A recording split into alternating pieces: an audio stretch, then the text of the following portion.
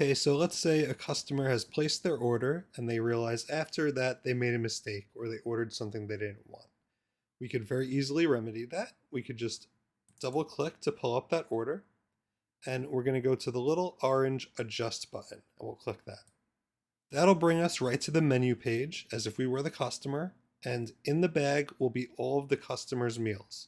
We could simply swap out what they don't want and add in some other options. Click next, scroll down, and click update. While we're here, we could also talk about that you could change this from delivery to pickup. So if they simply just wanted to change their transfer type, you could do that here. You could also change their delivery day. And same thing, whenever you're done, you click update.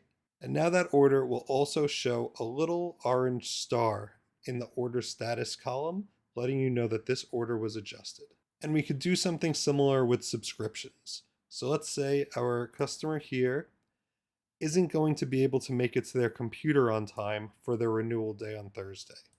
Well, not a problem. The same way that we made an adjustment to our order, we can come adjust this subscription. It'll pull up the menu page again.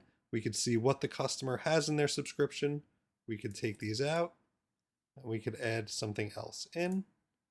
Click next, and again, scroll down and click update.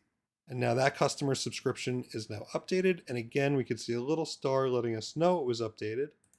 And if we open it up, it'll let us know that we made this update. This message will also let us know if the customer updated their subscription on their own.